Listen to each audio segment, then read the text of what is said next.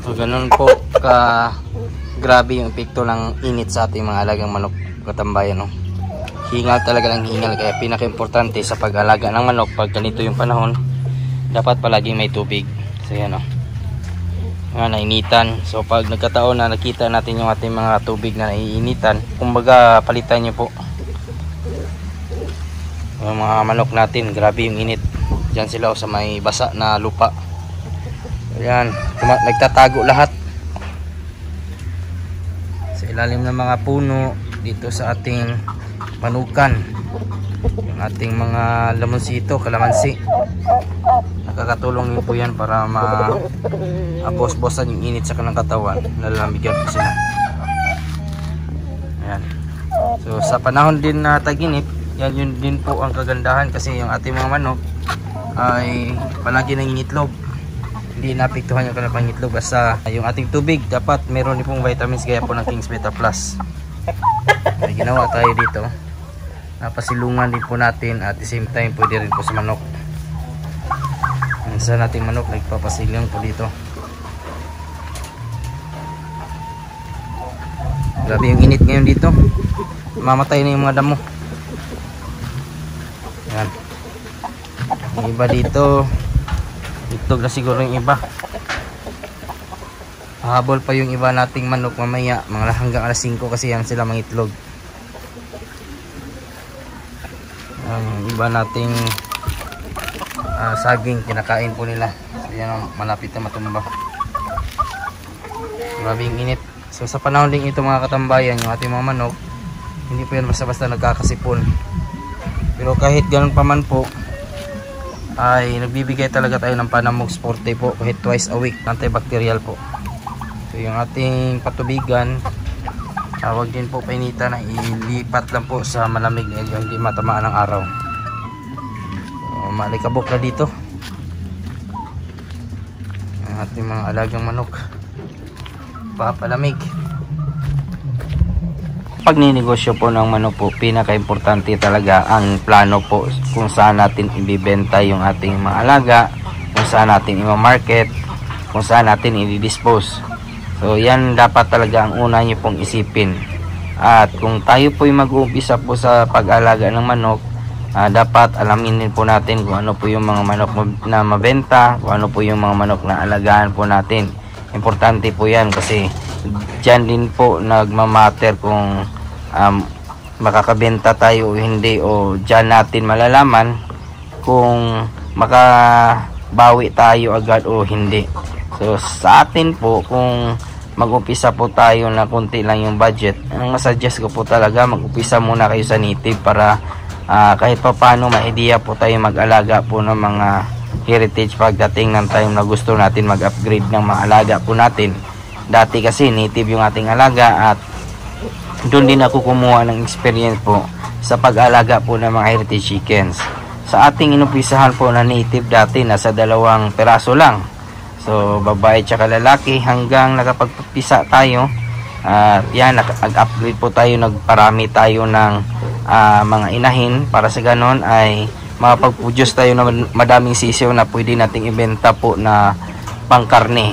So yan po talaga yung ating umpisahan. At kung pag-uusapan po ang manok, native chicken, sigurado po kahit saan pwede natin ibenta. Kahit sa kapitbahay natin pwede tayong makabenta po ng native po. Sa mga arroz kalduhan, sa mga barbecuehan, sa mga karinderya, sa kainan, pwede po talaga yung native na may benta. So kahit saan may market sa native. At since nag-upgrade po tayo ng mga heritage chickens, dapat alamin din po natin kung ano po yung mga pinakamabenta po ng mga heritage chickens.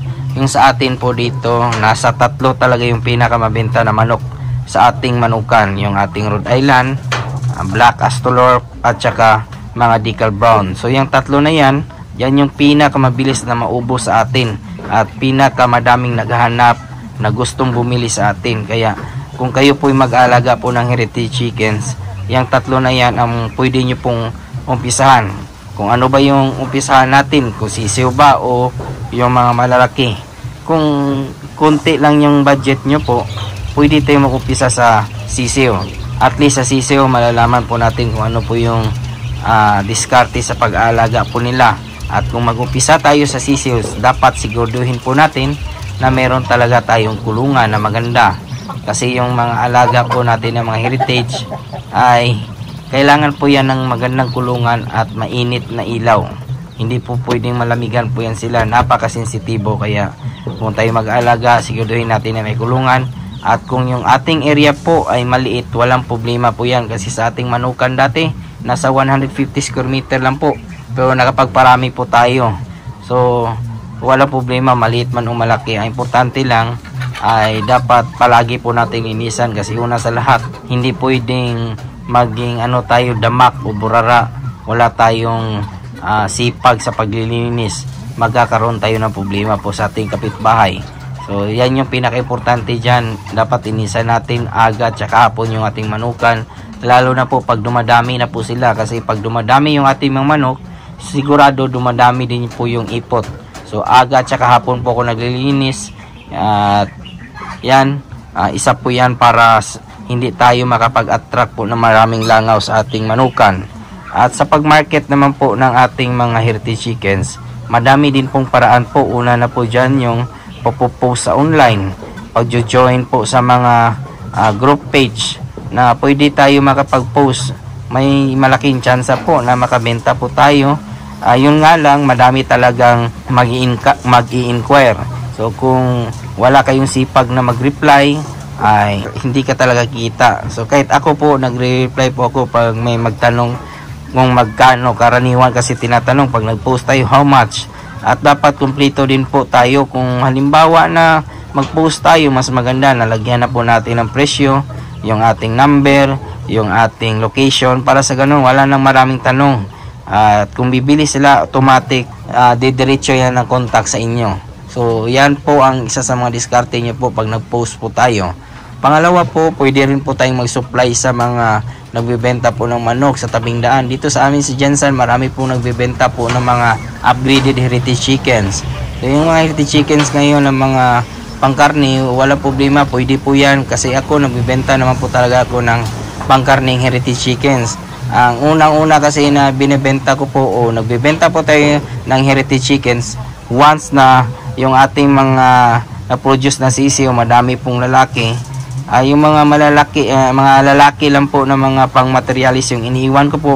At yung iba po na umabot po ng 1 kilo na mga lalaki, lahat po yan ay binibenta ko po. Dito sa Jensen, nasa 190 to 200 ata yung kumprada po ng mga heritage chickens po na pangbenta po sa tabing daan. Marami naman pong kumukuha niyan dito. At kung lasa naman po yung pag-usapan ay magkahalintulad din naman po sa native yung mga heritage chickens. So isa po kasi yan sa mga diskarte ko po para hindi din po malakihan ng gasto sa patuka kung marami yung ating mga lalaki. Dispose agad yung mga iniiwan ko lang, mga babae lahat, at saka yung mga pang-materialis po pwede rin po mabenta sa tabing daan kayo mismo, para sa ganon mas malaki yung kita nyo po. Hindi na kailangan mabawasan, kayo na mismo, sarili nyo na po.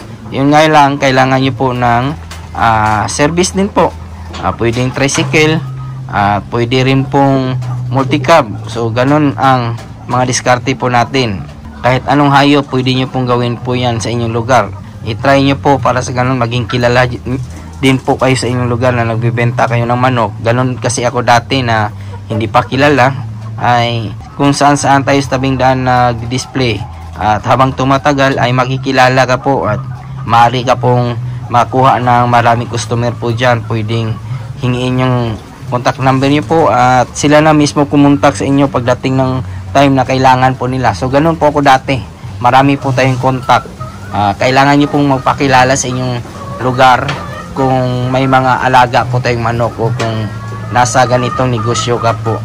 Isang magandang estratehiya din po yan. Pwede rin po tayong maglagay po ng mga tarpaulin sa tabing daan na kung saan magandang estratehiya din po yan. Pinopromote nyo po yung inyong manukan, yung inyong produkto. At kung hindi naman sa inyo yung lugar, pwede kayong humingi na pahintulot na maglagay po ng tarpaulin. Kasi ganon yung ginawa ko po dati. At kung maglalagay kayo ng tarpaulin, dapat siguraduhin nyo po na doon sa area o daanan po na marami talaga na dumadaan yung sa mga mabibising lugar. So ganon ang isa sa mga diskarte ko po dati. Pwede rin po tayo mag-supply sa mga kainan. Hindi lang po native chicken yung pwede nating ibenta po sa mga resto bar, sa mga restaurant. Pwede rin pong heritage. So, yan ang mga dapat dating gawin para tayo po ay mapagpatuloy natin yung ating pagninegosyo po.